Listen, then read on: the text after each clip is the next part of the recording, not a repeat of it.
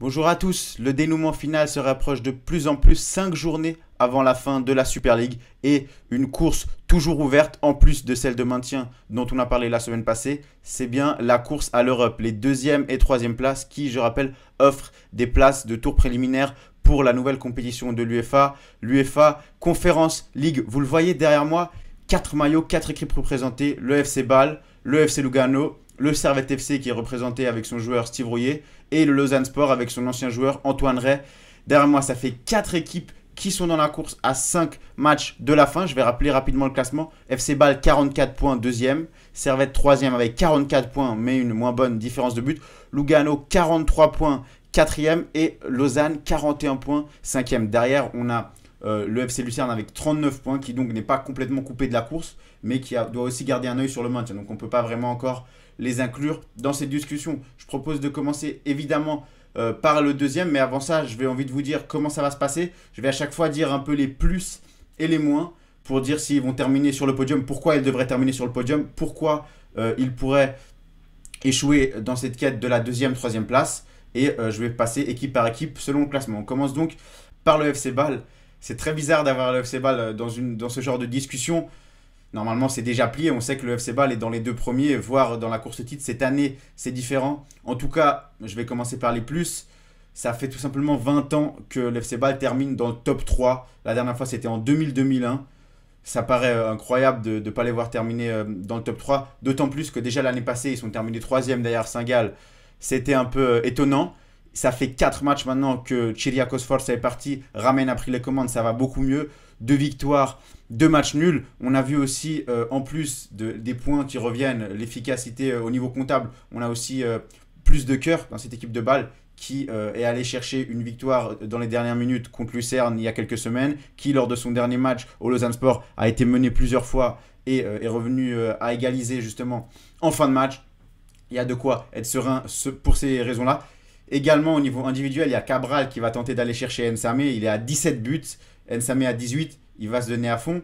On a Stoker qui revient, qui est de mieux en mieux. On a Zegrova qui était indisponible ce week-end face à Lausanne justement, qui va revenir sur le terrain. Donc plusieurs raisons d'y croire. Pourquoi on pourrait douter néanmoins du FC Bâle, qui je le rappelle est quand même à 1 point du quatrième Lugano. Il risque quand même. S'il y a une saison où ils doivent terminer en dehors du top 3, c'est peut-être celle-ci, hein. Catastrophique aussi au niveau de la gestion en interne avec Degen, Burgener, ça parle beaucoup. Il y avait eu les histoires de supporters, j'en avais parlé avec Guillaume dans une vidéo.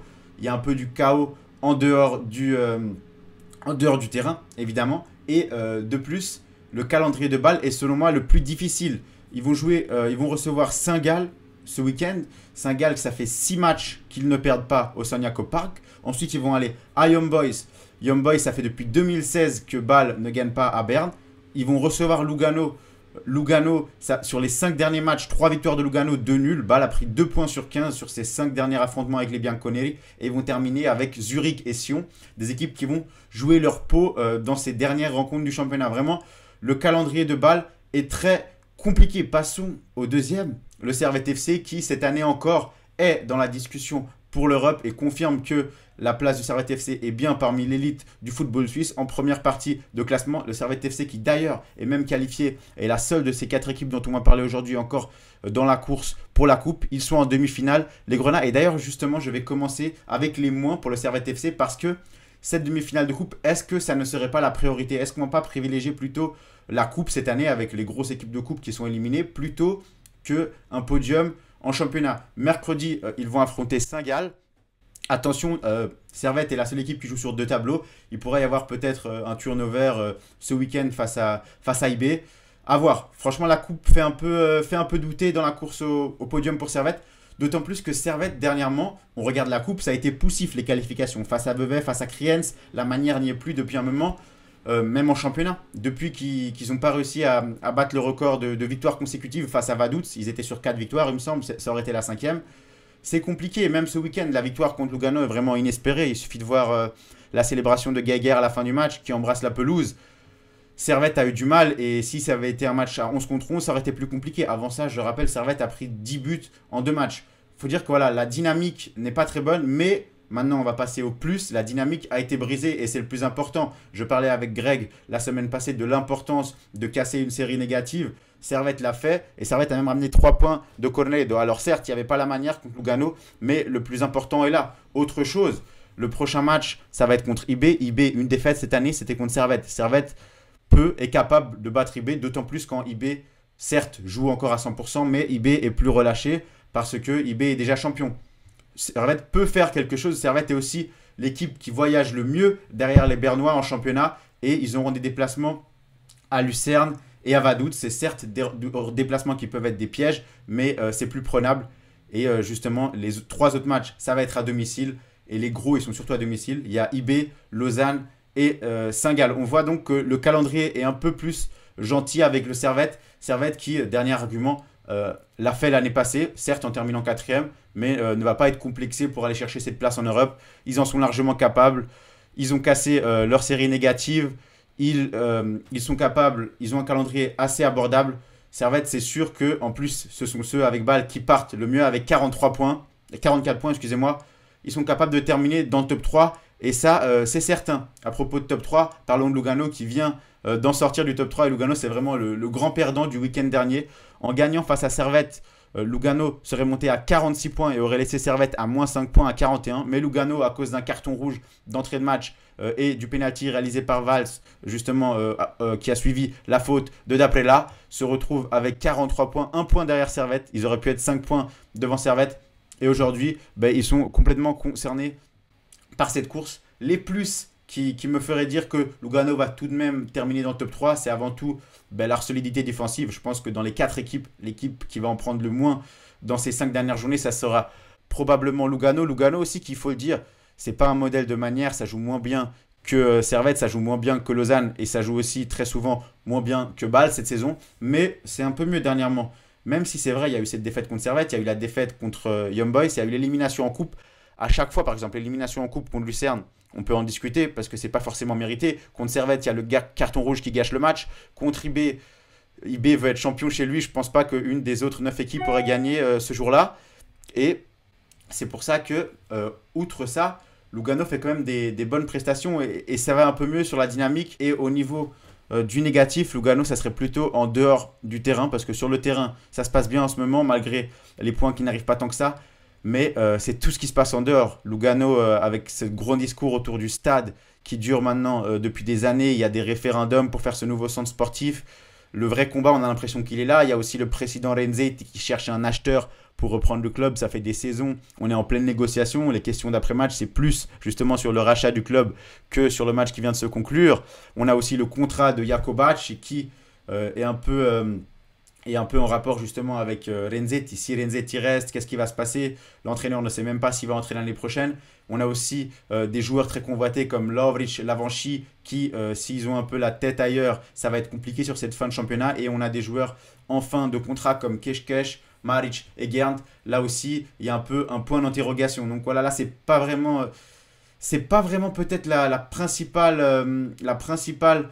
source de réflexion cette fin de saison, ce podium pour Lugano, même si en tout cas ils sont armés pour le faire. Après, il y a 2 autres choses que j'ai préféré mettre dans des points d'interrogation que dans des moins, c'est les prochaines rencontres. Ça va être Zurich et Vaduz, le 9e et le 8e. C'est sûr que les équipes qui vont avoir les crocs, mais d'un côté c'est bien, d'un côté c'est pas bien. Pourquoi? Parce que Lugano cette année, les 2 derniers matchs contre Zurich, c'est des défaites. Le premier match contre Zurich, c'est une égalisation au Letzigrund dans le temps additionnel. C'est une équipe qui est au fond du trou actuellement, l'équipe de Massimo Rizzo, mais qui ne réussit pas spécialement à Lugano. Donc vraiment à voir, ça va être un match piège peut-être. Et ensuite il y a Vaduz. Alors c'est là aussi Vaduz qui est très bon en 2021 et qui doit sauver sa peau.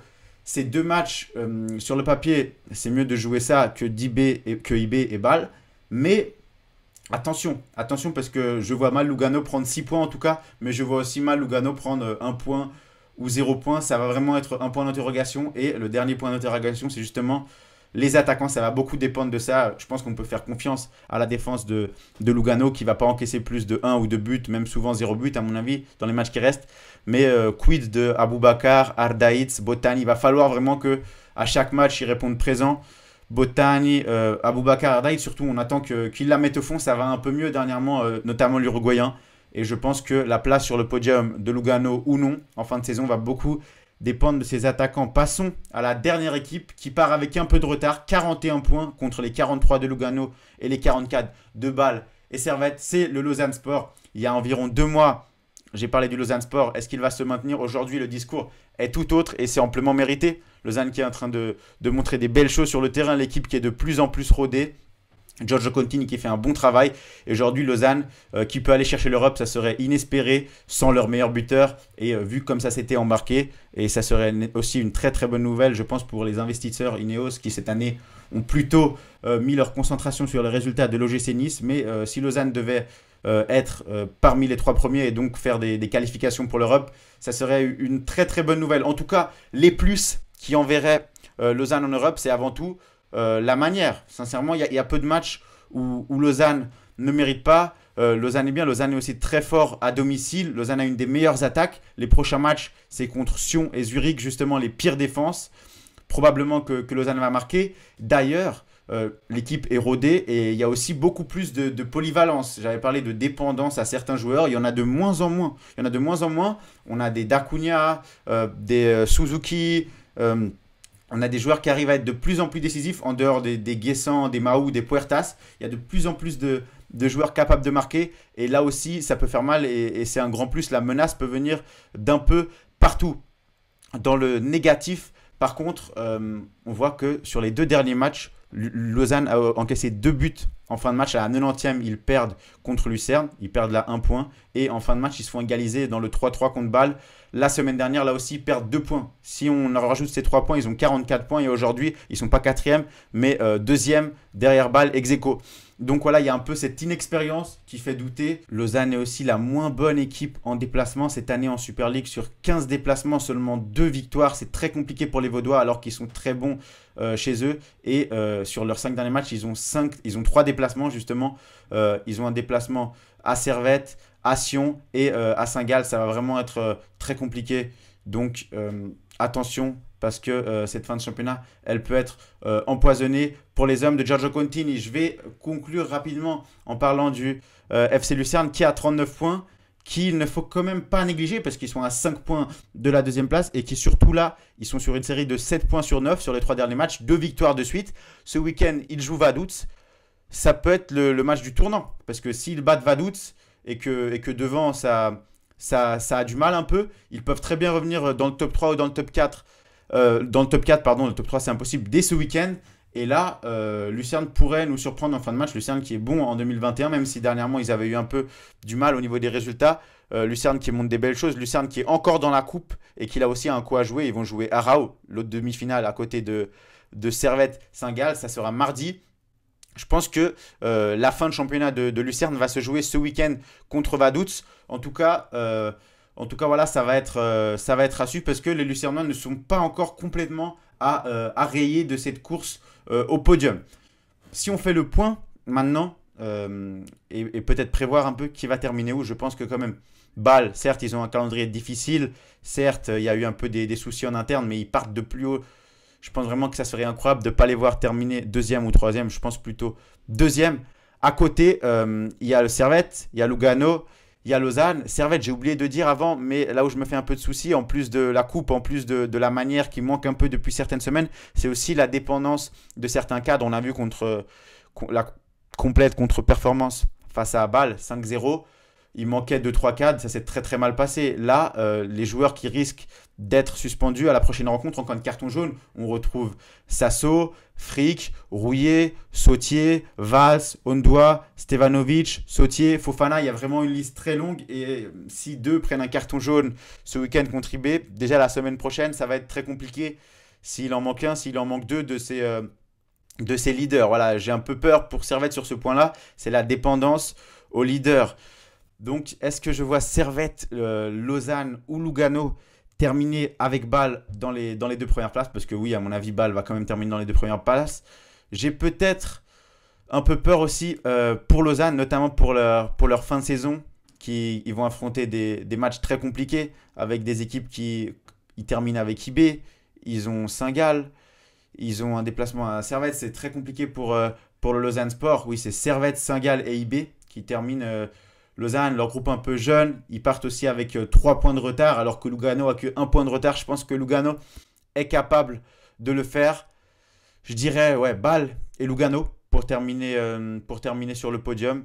Mais en tout cas, je pense que ça peut aussi se jouer à la différence de but. Et justement, à la différence de but, euh, Servette a la pire différence de but, a une différence de but négative, il me semble -7, Lugano +2, Lausanne +1. Donc là aussi, ça fait un autre argument en défaveur du Servette FC, en plus de la coupe, la dépendance des cadres, la mauvaise dynamique et la différence de but.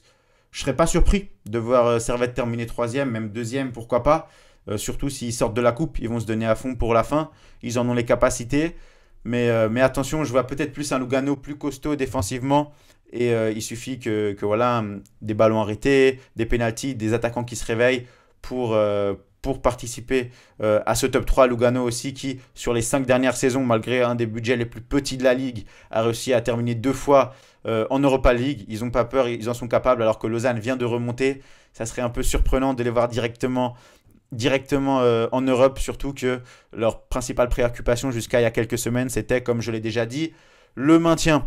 Je vous remercie en tout cas d'avoir regardé cette vidéo. Ça m'a fait plaisir de parler de cette course au podium à 5 journées du terme. Le maintien et la course à l'Europe qui sont complètement en feu. Tout peut se passer. Merci beaucoup d'avoir regardé et on se retrouve très vite pour des futures vidéos.